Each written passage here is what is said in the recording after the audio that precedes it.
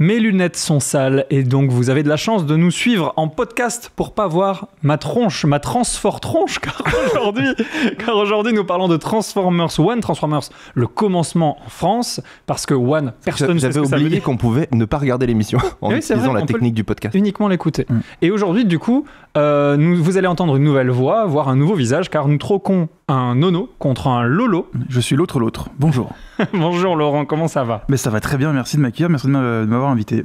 Et on est allé voir tous ensemble en IMAX Transformers le commencement, oui. Ce film d'animation qui est inclus ou non dans la timeline des films, on sait pas trop. En tout cas, c'est l'objectif est de relancer la franchise pour Hasbro et Paramount. Objectif. J'imagine que quand tu appelles un film le commencement, tu as quand même une vaste idée que ça doit être inclus dans une timeline, non?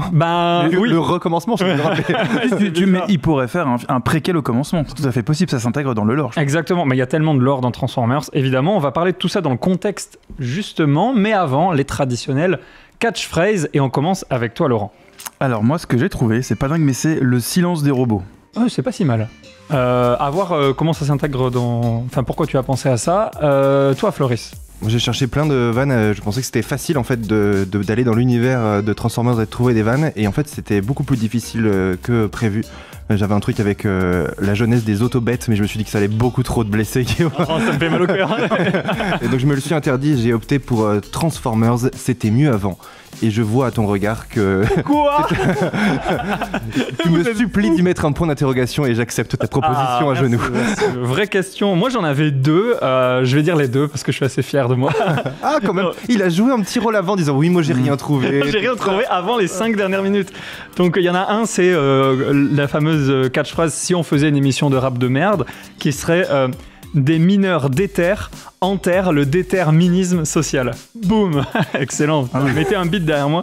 Et sinon, moi, celle que j'ai au final sélectionnée, c'est Donc celle-là, tu l'as pas sélectionnée? Non, je l'ai pas sélectionnée. Elle fait partie des petits bonus DVD. Donc c'est pas grave de pas la sélectionner. Absolument pas grave.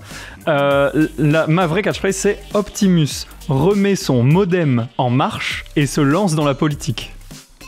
Un génie.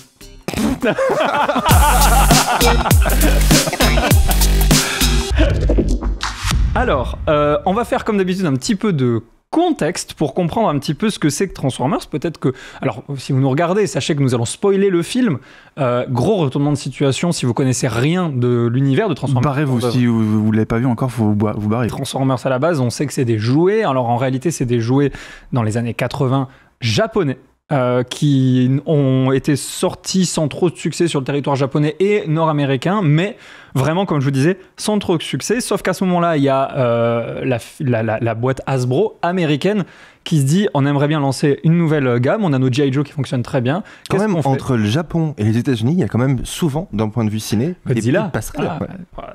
Et bizarrement, c'est toujours une alliance qui te plaît. Ouais, exactement. C'est souvent emprunté à la culture japonaise aussi de base. Les Américains reprennent en fait. Exactement, ouais, tout à fait. Ouais. Et là, justement, Hasbro, ils sont allés voir cette entreprise japonaise dont j'ai oublié le nom et on dit, tu sais quoi, on se serre la main, on va juste rebrander vos jouets qui se transforment et on va les vendre. Et c'est là que Transformers est né, mais ils savaient un truc, qu'ils ont eu du flair. Ils ne sont pas juste dit, on va vendre des jouets qui se transforment en voiture, on va leur donner une histoire. C'est comme ça que les enfants vont avoir un lien émotionnel avec ces jouets. Et donc, ils sont allés voir les gars de chez Marvel et ils leur ont demandé écrivez-nous les prénoms, les noms de famille, leur grande-tante, leur histoire, leur background. Et donc de ça est né donc Optimus Prime, Bumblebee, tous ces grands figures qui dès les années 80 étaient là. C'est pour ça que c'est le bordel dans cette mythologie, parce que c'est Marvel qui l'a écrit. C'est ça. Mais on était bien loin de l'époque du MCU et d'ailleurs Marvel ont fait des comics aussi, Transformers. Enfin, c'est assez intéressant de voir comment c'était lié au début et maintenant c'est des entités qui sont... Est-ce qu'on peut dire plus que des jouets, Guillaume? Plus que des jouets, évidemment. C'est avant tout une famille. Pour moi. Non, alors, on a évidemment eu un nombre incalculable de jouets, de séries, et d'ailleurs un premier film d'animation fin des années 80 qui donc a connu un certain succès avec des controverses, beaucoup de violence dans ce dessin animé, des parents, des enfants qui sortaient en pleurs des salles de cinéma parce qu'on avait tué Optimus Prime dans le film, motif qui reviendra et d'ailleurs même dans le commencement là, Optimus Prime qui meurt, ça fait partie des incontournables maintenant et plusieurs séries jusqu'en 2007 et là je vais vous récupérer avec mes deux petites mains puisque on a Michael Bay qui sort Transformers, le premier film en live action. Le commencement en quelque sorte. Le premier commencement. Une belle claque à l'époque. Une énorme claque encore aujourd'hui pour le regarder assez régulièrement tous les mardis soirs. Est-ce que tu dirais que c'était mieux avant alors ?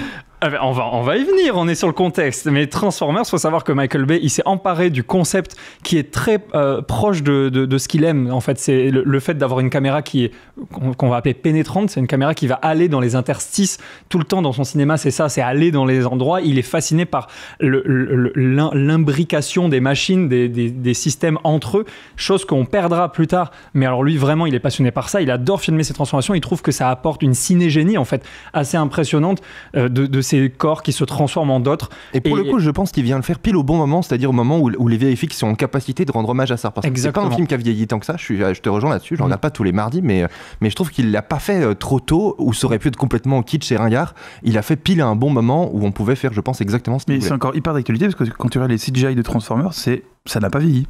Ouais, c'est toujours très, très réaliste, très crédible. Mais totalement, ouais. C'est vraiment... en fait, c'est ILM qui faisait les effets spéciaux et qui... Les fait encore, du coup. Qui aujourd'hui, en fait, c'est ILM qui fait l'animation de Transformers One, mais à l'époque, ils faisaient que les effets numériques.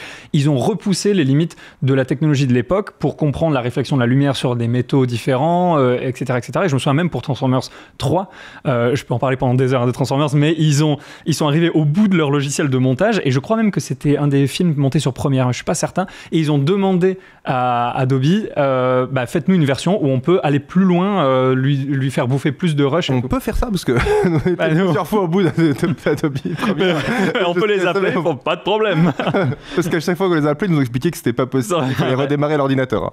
Eux, ils ont pu, et notamment parce que le 3 était en 3D. En tout cas, c'était une saga qui a eu un succès monumental. On parle de 700 millions de dollars au box-office pour le premier. On est monté jusqu'au milliard avec le troisième et le quatrième, L'Âge de l'extinction. Âge de l'extinction qui portait bien son nom parce que c'était le dernier film qui a fonctionné. De celui avec les dinosaures et tout là. Les Dinobots, s'il te plaît. Dinobots. Peu de respect. Dinobots. Peu de respect, hein. Ils se transforment en quoi d'ailleurs, les Dinobots? En véhicule aussi. Oh punaise, ça fait 30 ans que je l'ai pas vu car c'est un film que j'aime pas trop. J'aime pas les Dinobots. J'adore les dinosaures en général, j'aime les Transformers, mais je trouve que ce film-là est boursouflé, ne fonctionne pas très bien. C'est comme signe de quelque chose pour eux. Le jour où ils ont vu que t'avais pas aimé, ouais, non, on a arrêté la... ça j'y crois pas. Je veux bien accepter plein de choses, mais les dinosaures... On recommence depuis le début. Et non, ils ont pas recommencé depuis le début, puisqu'ensuite il y a eu Transformers 5, The Last Night, et encore une fois, Extinction prédisait la fin de la franchise. The Last Night, c'était vraiment The Last film de Michael Bay. Il a lui-même saboté avec tous ces changements d'aspect ratio au sein d'un même champ contre champ. On pouvait avoir jusqu'à 3 ratios différents, donc des bandes noires qui allaient se resserrer et s'élargir. On passait mais quand même beaucoup de pouvoir de pouvoir saboter son propre film sans que personne dise rien. Parce qu'en fait, il était intouchable. Il venait de faire 1 milliard. C'est un peu comme Todd Phillips. Ouais, voilà, avec Joker.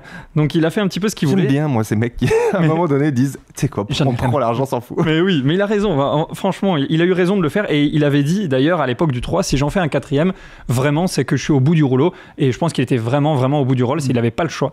À partir de là, Michael Bay comme Steven Spielberg sont tous les deux producteurs des suites ou des reboots ou des préquels. On a eu Bumblebee qui était un semi-échec qu'on a appelé Bumblebee ici avec Nono, et c'est très dommage parce que moi j'ai adoré Bumblebee, notamment pour son intro, et j'adore le réalisateur Travis Knight qui est aussi le président de Leica Studio, qui est un peu le concurrent de Hardman en animation stop motion, un vrai fan d'animation, et du coup j'étais content qu'il réalise ça. C'était pas un grand succès, mais c'était quand même plutôt un bon film, je trouve, et il y avait John Cena extraordinairement marrant. Et on a eu quoi d'autre? Oui, Rise of the Beast, le dernier film en live action qui est censé se passer en 1994 avec les Maximals et Optimus Primal, bien sûr, leur leader. Tout le monde connaît, évidemment. Ça, j'ai trouvé ça horrible, perso. Et donc, tous ces échecs, parce que Bumblebee, c'était pas un succès, Rise of the Beast, c'est un échec. Et là, ils se sont dit, on va faire... Après ce longue introduction de ma part, je suis désolé, mais au moins vous savez où on en est. Économiquement parlant, c'est très compliqué. Ils font on sait si c'est compliqué ou pas, parce que c'est quand même des films où l'écosystème est tellement basé sur le marketing, sur les jouets, sur tout ça, que finalement, même s'il n'y a pas grand monde qui le voit, il faut quand même considérer la plupart des films comme des publicités. C'est des pubs. Ouais. Et donc, quelque part, même si peu de gens les voient par rapport à d'autres succès au box-office, ça peut quand même être intéressant d'ailleurs, parce qu'il y a une transformation, pour le coup, en espèces sonnantes et trébuchantes de la part du public. C'est un tunnel de conversion, un peu, on pourrait appeler ça, où les consommateurs du film vont devenir des consommateurs de BD, de jouets, etc. Et ça fait un cercle vertueux, mais il n'empêche qu'on constate que la marque, elle s'essouffle auprès du public. Elle n'a pas le charme d'antan, l'appel du public est moindre. Et donc, ils ont besoin là de redonner un élan, un vent de un peu fraîcheur. comme à cette chronique finalement. Oui, exactement, on a besoin d'y aller là. Et du coup, on va aller avec cette critique et je vais te demander d'abord, toi, Laurent, ce film d'animation, qu'est-ce que tu en attendais et qu'est-ce qui t'a frappé ? J'en attendais pas grand-chose, j'y suis allé plutôt par curiosité pour voir un petit peu ce qui serait fait autour de l'univers avec un film d'animation sur ce sujet-là. J'en ressors satisfait, mais ma catchphrase c'est le silence des robots parce que j'ai l'impression qu'en fait on m'a rien apporté de plus. Enfin, j'ai l'impression que c'est des histoires qu'on a déjà eues. Enfin, il y a des arcs narratifs qui existent déjà, je sais pas, c'est deux copains qui ensuite deviennent des grands ennemis. C'est le gentil, le gentil au début qui est présenté comme est gentil, en fait c'est le méchant. Enfin, c'est un truc qu'on a déjà vu et en fait on le voit tout de suite. En fait, on crame tout de suite que Sentinelle en fait il est beaucoup trop sympa pour être crédible. Que les deux, il y aura forcément une rivalité qui va s'imposer. On voit tout de suite qu'il y a Optimus et puis D16 qui vont vraiment s'affronter. Pour moi, c'est le méchant de Wish et puis Professeur Xavier et Magneto. Ouais, donc c'est des choses que j'ai l'impression que j'ai déjà vu. Donc j'ai pas été surpris. Par contre, après au niveau de l'animation, c'est vrai que c'est quand même très chouette. Même un peu brouillon parfois, comme je trouve. J'ai pas toujours tout suivi. Peut-être parce que je suis vieux maintenant, je sais pas. Mais en tout cas, j'ai quand même trouvé très joli. Et voilà, c'est une analyse qui est pour le moment simple, mais non, mais c'est intéressant parce que je partage ton avis sans être d'accord. Mais je vais y revenir. Il y a quand même un message politique derrière aussi. Ouais. Ah, mais évidemment, on va y venir parce que le message politique, je trouve que c'est le truc le plus intéressant du film. Comme à chaque fois. Évidemment. Tu veux d'abord voir des films politiques. Le jour où tu iras voir des vrais films politiques, tu vas adorer le cinéma. Je trouvais que ça manque de robots.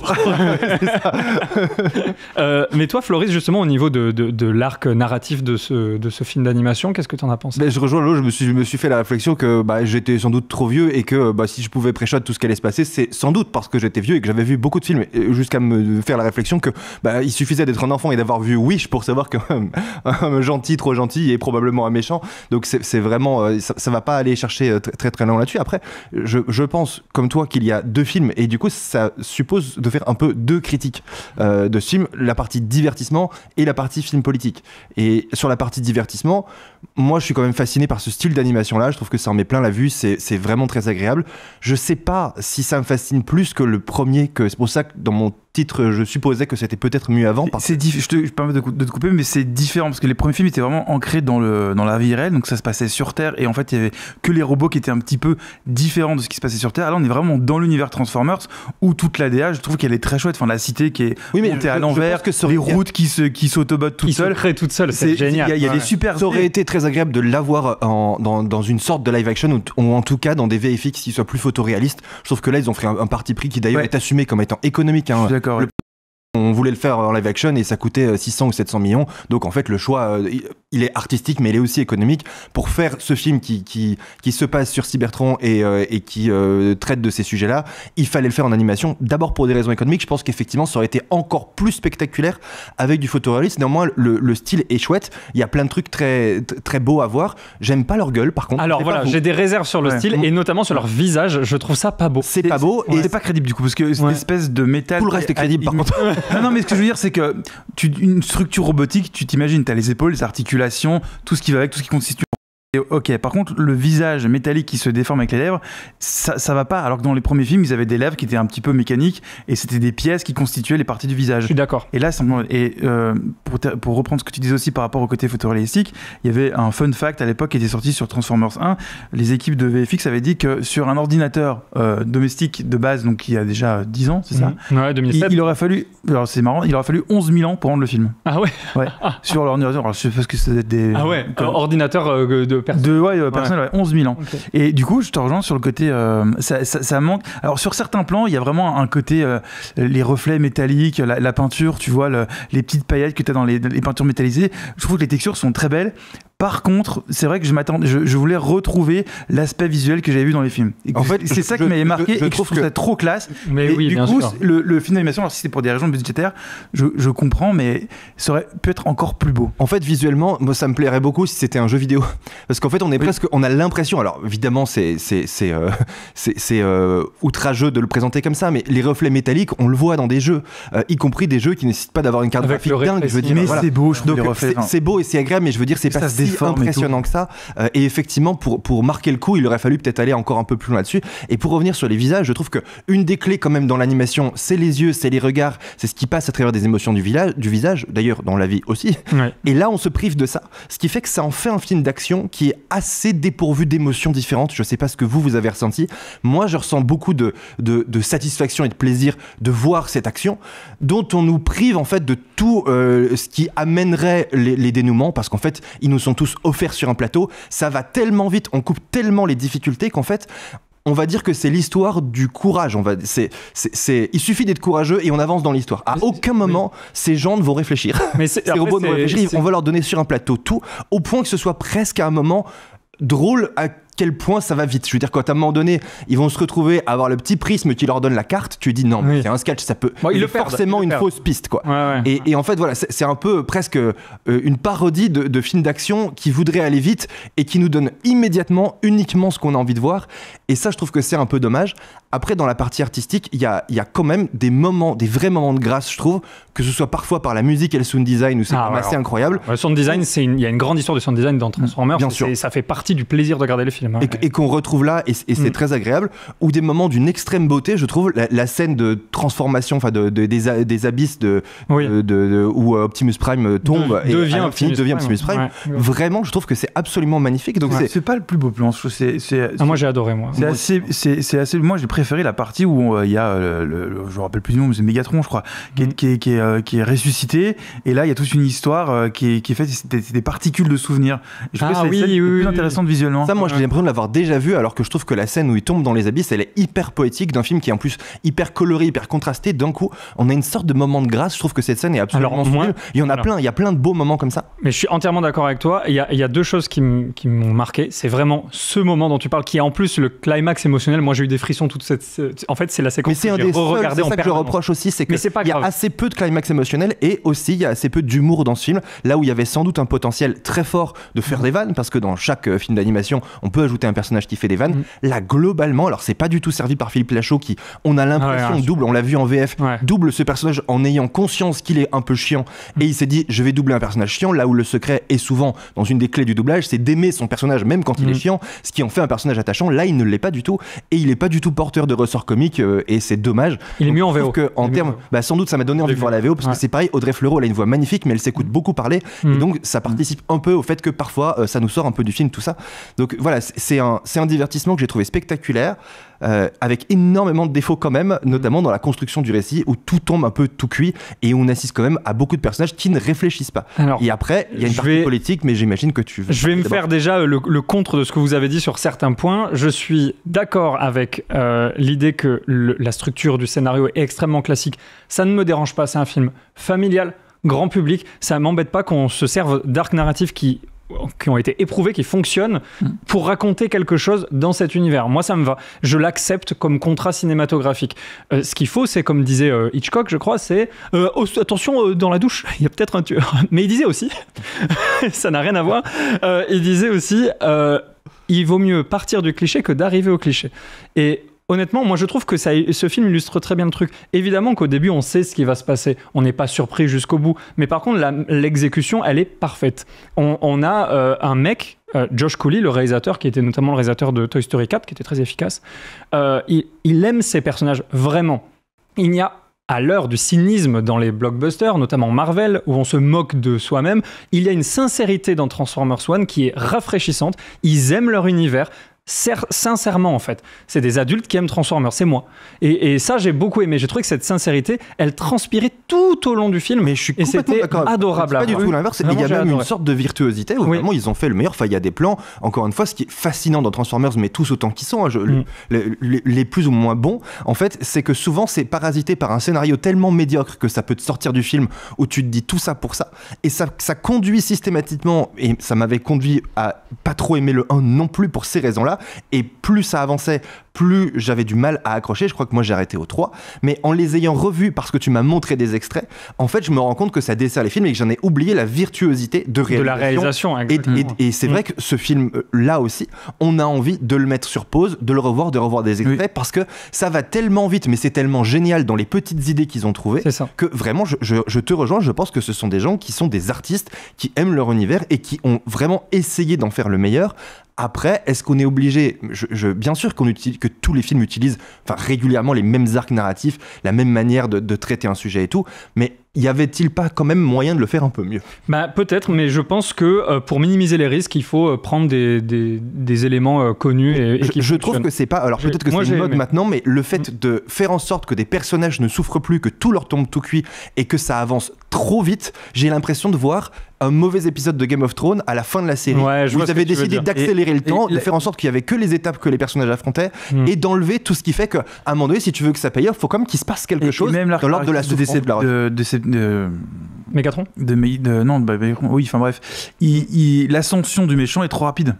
Il pète un plomb, mais genre pour moi c'est un mauvais Star Wars. Je trouve que c'est il pète un plomb en 4 plombs quoi. Il nous a trahi, je vais le tuer. Et avec un motif de haine et d'énervement qui pour moi n'est pas crédible, il est beaucoup trop fort. C'est trop rapide. Il est super pote. Alors il se check tout le long, ils sont très proches, très potes et le gars vrille quoi.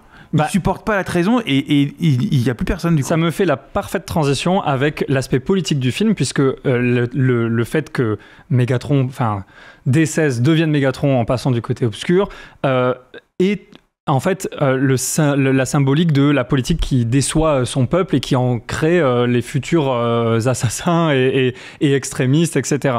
Les propres artisans de son échec. C'est un film, comme je disais, sur le déterminisme social. Vraiment, clairement. C'est une révolution pour moi. Moi, je trouve que... C'est le soulèvement d'un parti travailliste et qui retourne le gouvernement qui est en place. C'est une vraie révolution, exactement. Et surtout, parler de ça à l'intérieur d'un film aussi classique, d'une structure aussi classique, moi j'aime. Je trouve que c'est intéressant de dire, voilà, il y a des êtres dans notre société à qui on prive du succès de leur plein potentiel pour maintenir un ordre qui est rongé par la corruption. Moi j'adore ça. J'adore qu'un film Transformers me surprenne. C'est pour ça que je vous dis, je suis pas surpris dans le film. Moi j'ai été surpris tout le long qu'il parle de ça. Mais encore une fois, c'est pour ça que moi je sépare vraiment ma critique en deux. C'est est-ce qu'on critique comme un film, comme un divertissement pur et dur, auquel cas il a ses qualités et ses défauts, et ça reste un excellent divertissement. Et après, est-ce que dedans il y a quelque chose de l'ordre de la sociologie qui est très inhabituel pour un film d'animation?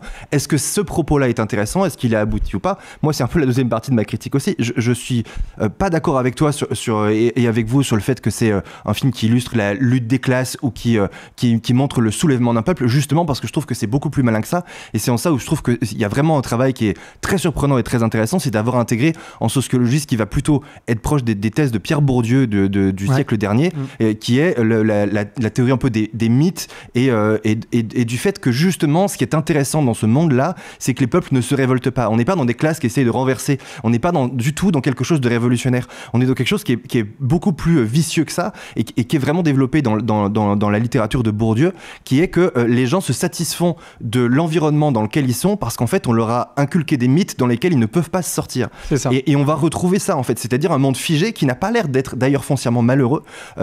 Ils sont pas, alors certes ils bossent beaucoup les mineurs, mais ils sont convaincus de l'ordre social qu'on leur a établi comme étant l'évidence pour eux. C'est ce que Bourdieu appelle, je crois, la violence sociale, où on leur envoie des symboles qui sont tellement forts qu'en fait ils ne peuvent pas sortir de leur environnement. Et ça, pour le coup, cette mise en image là d'une forme de déterminisme, mais aussi de ces mythes qui produisent une société qui en fait est apaisée, parce que cette société n'est pas du tout bouillonnante dans le film. Non. Elle est décrite comme quelque chose qui tout va bien. C'est l'ordre. En fait, ils vont bien. C'est l'ordre. Parce que c'est mensonger du coup. Et en fait, ils connaissent pas du tout la réalité. En tout cas, c'est la structure de leur société. Mais c'est ce que décrit Bourdieu dans la manière dont il analyse la société aujourd'hui, et que on n'est pas forcément que dans une lutte des classes de la bourgeoisie contre le prolétariat et dont l'un voudrait s'emparer du pouvoir de l'autre, etc. Mais qu'on est dans quelque chose de beaucoup plus vicieux que ça, où même les gens qui font partie des classes qui sont exploitées, en fait, eux-mêmes vont reproduire des codes, ce que Bourdieu appelle les champs, et ils vont eux-mêmes établir une hiérarchie. D'ailleurs, on le voit avec le personnage féminin qui elle-même va conduire à empêcher des gens qui sont sous son commandement d'évoluer, de se rebeller, etc. Parce que tout est basé sur l'idée qui est une forme de mythe également, que l'ascenseur social va fonctionner, et on voit en fait ces personnages qui, et je trouve que pour le coup, pour un film d'animation, cette mise en image-là de ces thèses de sociologie qui sont quand même en fait assez complexes, elle est bien faite parce que on a l'impression que oui, ils sont persuadés qu'ils ont beaucoup plus à perdre qu'à gagner.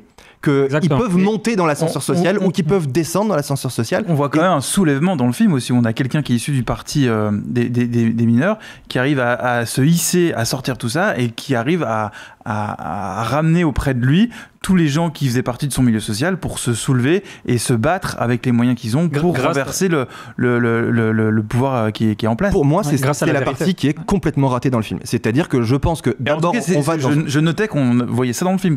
En fait, ce ne sont pas du tout pour moi des gens qui se soulèvent, ce sont des gens qui sont soulevés. C'est-à-dire que on part d'un monde pour arriver au même monde. C'est vraiment transformé pour rien changer. C'est-à-dire qu'on a, en fait, et je trouve, le gros problème de ce film. Oui, non, parce qu'ils retrouvent un petit peu leur dépendance énergétique sur oui, mais alors du coup c'est pareil, en fait c'est pas la société qui change, c'est d'un coup on retrouve une abondance hypothétique. Mais je trouve que cette partie du film là, ça part d'un postulat qui est je trouve assez intelligent, parce que je me mets aussi dans la tête des familles, des enfants qui sont pas forcément confrontés tous les jours à ces thèses là de notamment, on le voit très bien, le blocage de l'ascenseur social, cette mythologie comme quoi on pourrait pas avancer et que certaines parties de la société seraient pas pour nous, elle est tellement ancrée que c'est son pote qui lui dit non, on peut pas participer à cette course de voiture parce que c'est pas pour nous. Ils ont plein de limitations qui leur sont induites, et ensuite on va être bloqué dans, je pense, la problématique de ce jeu, de ce jouet qui est Transformers, qui est un jouet qui est quand même daté et qui est quand même du XXe siècle.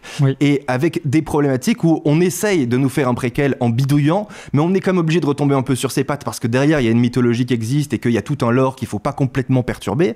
Et du coup, c'est chiant parce que on se retrouve à avoir des gens qui vont, en tout cas, ces héros qu'on va suivre, qui vont prendre conscience du fait que tout ça est bullshit, que tout ça est de l'ordre de ce que Bourdieu appelle les mythes, et que on peut en fait s'en affranchir et qu'on n'a pas grand-chose à perdre en s'affranchissant de ces mythes, et que le risque vaut la chandelle, qu'il vaut mieux mourir en ayant essayé plutôt que d'affronter cette société-là. C'est Optimus, ça. C'est Optimus, tout à fait. Ouais. Et en fait, à la fin, plutôt que d'avoir une société de gens qui peut-être réfléchissent à leurs conditions. Alors le nom, les Autobots le laissent penser qu'ils vont réfléchir à leurs conditions, mais parce c'est qu'ils sont autonomes.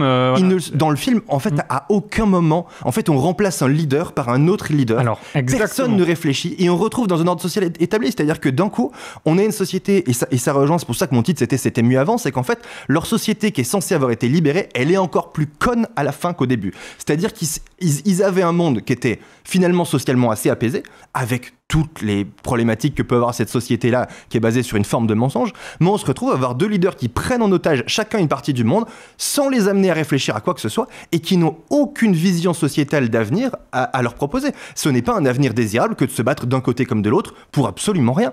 Le but, c'est la volonté de ne pas vivre dans le mensonge aussi.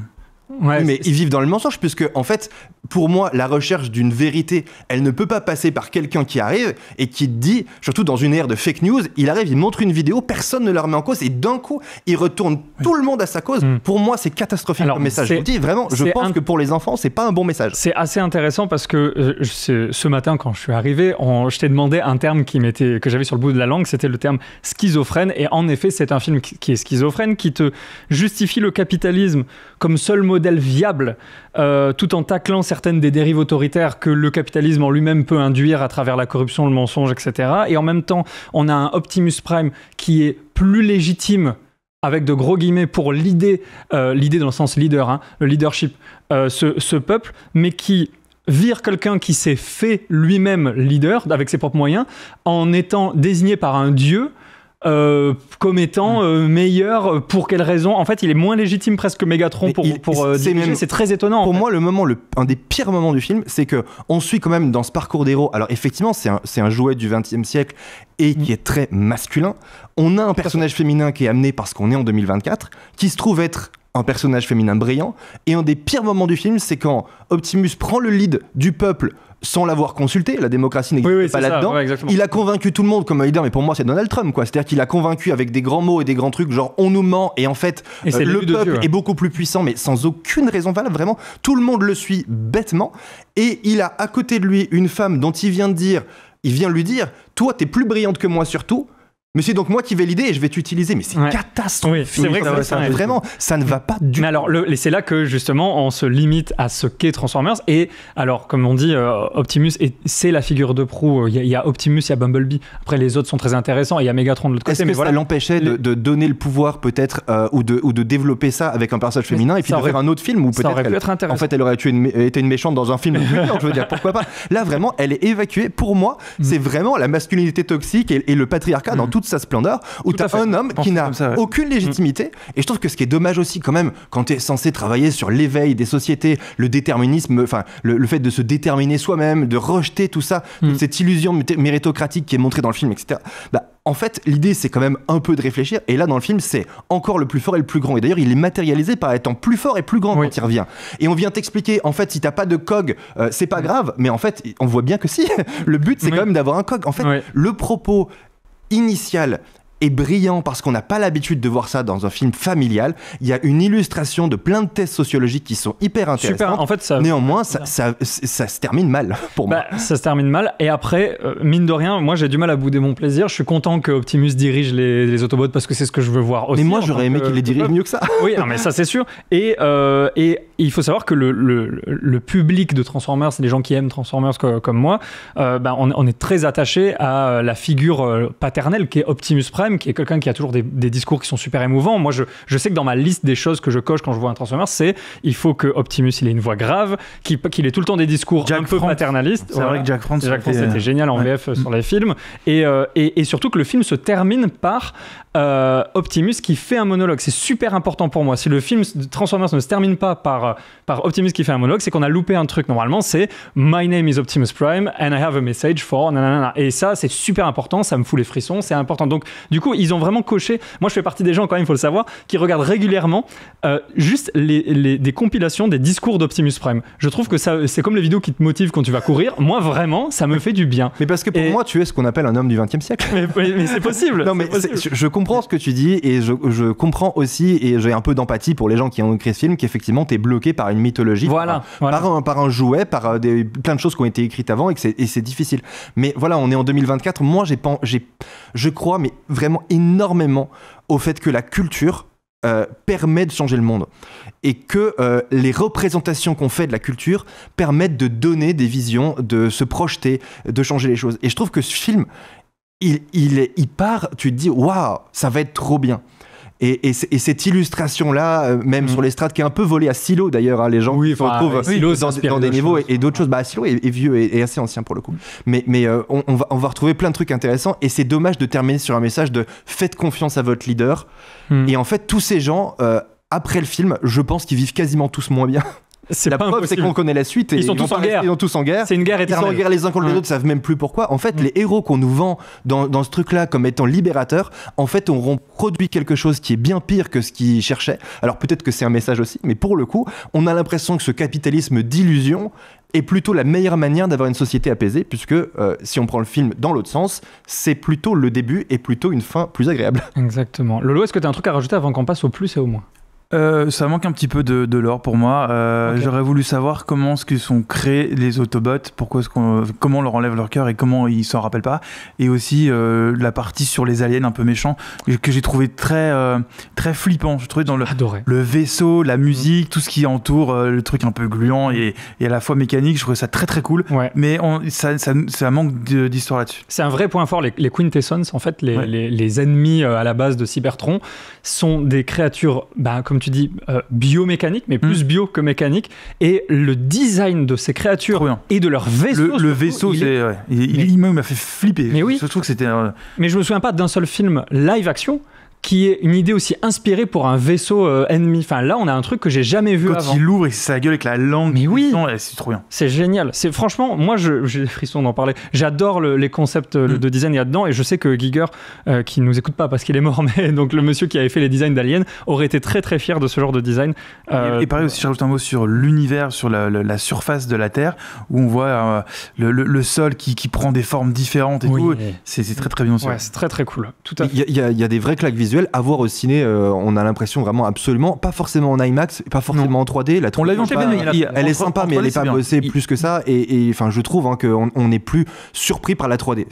Non pas que ce soit pas désagréable, c'est toujours plus immersif et à choisir, j'ai toujours envie de voir en 3D, mais à aucun moment on a une fascination liée à la 3D, je trouve, dans ce film. Parce que c'est pas pris en compte dans la mise en scène. Il y a un plan, moi, que j'ai trouvé très immersif, c'est quand la caméra se trouve sur la route qui avance et qui se fait toute seule. Et là, je trouve qu'il y avait une bonne immersion. Un côté Wipeout un peu. Exactement. Il y a plein de plans géniaux. Après, déception quand même que le rapport d'image soit pas en IMAX. Je comprends pas pourquoi on continue de vendre des écrans IMAX. On les vend très cher. En tout cas, nous, dans notre cinéma, c'est 9 € de supplément si vous avez le pass, et sinon ça doit être 25 balles la place pour un film qui n'est pas au ratio IMAX, alors que rien n'empêche qu'il le soit, puisque. Oui, c'est un export en IMAX à faire. On comprend pas. Vraiment, moi, ça me. Je comprends pas non plus la logique de Pathé de ne mettre les films en 3D que sur des salles IMAX, alors qu'ils sont pas taillés pour.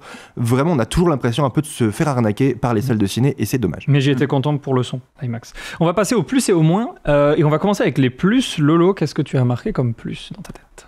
Je crois l'avoir déjà dit dans ma critique, mais les plus, c'est l'aspect visuel général du film. Comme une grosse surprise, j'aurais aimé peut-être un peu plus de réalisme, mais tout se tient, j'ai beaucoup aimé. Et dans les moins, c'est... Attends, les moins, on passe après. On va faire les moins.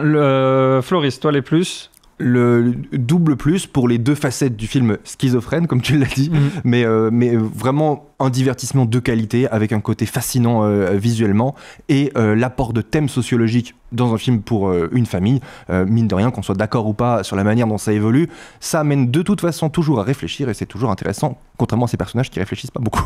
Alors moi, pour les plus, on a vraiment l'animation, l'action, la mise en scène de l'action, surtout. Le lore, moi j'aime bien. Je trouvais que il n'était pas indigeste, parce que c'est quand même tout le folklore qu'il y a autour de Transformers dans leur univers. Ça peut être beaucoup pour des nouveaux venus. Là, ils ont réussi à faire simple, efficace. La musique que j'ai beaucoup aimée, bien que sous-mixée très souvent. Au moment où il fallait qu'elle soit là, elle était là, et elle était très bien composée par Brian Tyler. Le climax émotionnel qui a beaucoup fonctionné sur moi, même si je savais comment Megatron Optimus allait finir.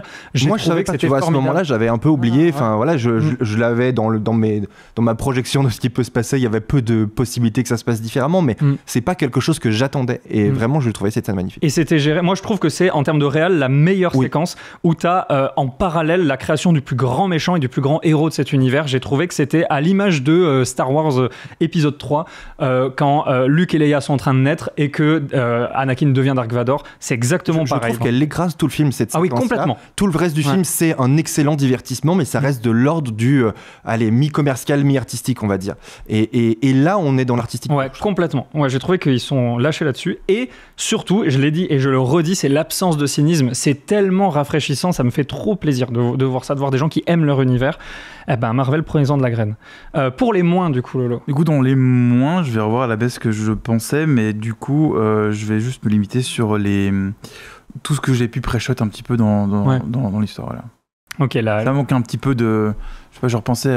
Récemment, j'ai vu aussi Le Robot Sauvage, et ben, je trouvais que c'était plus intéressant, ou en tout cas, j'étais plus surpris par le scénario que par Transformers. Mais avec l'analyse de Floris, je change un petit peu mon avis, parce que c'est vrai que c'est un petit peu un double film, et c'est intéressant. Floris, les moins. Les moins, c'est pour moi dommage que ça aille trop vite pour la partie film d'action. Je trouve que c'est dommage qu'on nous empêche de voir des personnages confrontés à des problèmes. Moi, j'aime bien les problèmes et j'aime bien les personnages qui savent les résoudre. Là, finalement, à partir du moment où ils ont décidé d'avoir du courage, tout s'ouvre à eux comme sur des roulettes et ça se passe très bien. Et ensuite, il suffit d'être le plus grand et le plus fort et ça se passe bien. C'est un peu dommage pour la partie film d'action. Et ensuite, on l'a longuement évoqué, mais pour la partie film politique, je trouve que c'est dommage de traiter aussi bien le habitus et tous ces trucs de sociologie. Et puis finalement de le casser avec le mythe de l'homme providentiel que moi je déteste, que je pense a fait beaucoup de mal à la société. Et en plus de ça, un sorte de revival du patriarcat décomplexé parce que finalement ça choque personne qu'elle soit réputée meilleure mais qu'en fait on lui donne pas la place qu'elle mérite. Tout ça m'énerve un peu. Ouais, je comprends tout à fait. Bon, moi pour les moins, c'est le character design étrange des visages. Vraiment, j'ai trouvé ça étrange, même dérangeant. L'humour, surtout matérialisé par Bumblebee, même si on sait pourquoi ils lui ont fait beaucoup parler, c'est parce qu'ensuite il va perdre sa voix et du coup c'est ça qui est drôle déjà de base, que Bumblebee parle beaucoup, ça fait du bien quand même, mais l'humour est pas bien écrit. Et la mise en scène des séquences de dialogue, j'ai trouvé qu'autant l'action c'était super bien mise en scène, autant les séquences de dialogue c'était d'une platitude. Souvent t'as les deux persos dans un cadre et c'est tout. Trop bizarre, j'ai trouvé. Au lieu des chants contre chants un petit peu différents. Ouais, ou juste autant d'inventivité et d'imagination que dans les scènes d'action. Là, on a, la caméra même fixe. Enfin, on dirait qu'elle est sur un trépied. Mais on a presque même l'impression, ce serait un film en live action, on se dirait, en fait, c'est pour ça que ça se passe aussi vite. C'est qu'en fait, ils ont coupé toutes les scènes malaisantes de dialogue. Là, ça paraît compliqué de se dire qu'ils ont coupé, mais quoique, pourquoi pas. Ils ont dû couper. Mais vraiment, ça donne cette impression-là qu'effectivement, tout ce qui est dialogué étant inutile, on en a coupé le maximum et on vous balance que l'action. Ouais. Bon, mais ce qui n'est pas plus mal puisque le contrat, pour moi, est atteint. Et en parlant de contrat atteint, on va passer aux notes sur 5. Lolo.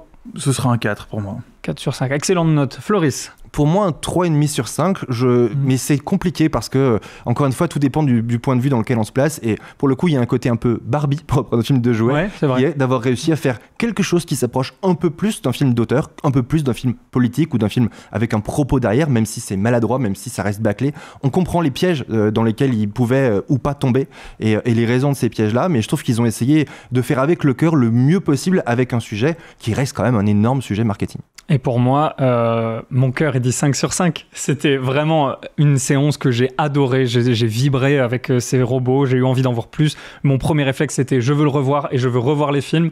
Du coup, ça a extrêmement bien marché pour moi. Mais je ne peux pas honnêtement dire 5 sur 5. Il y a trop de défauts, des vrais défauts. Et donc, Après, quand on est si proche de faire un truc très très bien, c'est trop dommage. C'est un peu dommage. Et encore une fois, il ne s'agit pas que de faire avec le cœur, il s'agit des fois encore de transcender, comme tu le dis toi-même très souvent. Et le film arrive à se transcender avec son climax émotionnel. Pour moi, c'est un 4, presque un 4,5, mais j'ai mis 4,5 au Robot Sauvage. Et objectivement, le Robot Sauvage est le meilleur film des deux. Donc je vais mettre 4 pour Transformers, le commencement. Je m'attendais à un 2, 2,5, puisque les bandes annonces étaient extrêmement mauvaises. Du coup, le contrat est totalement rempli.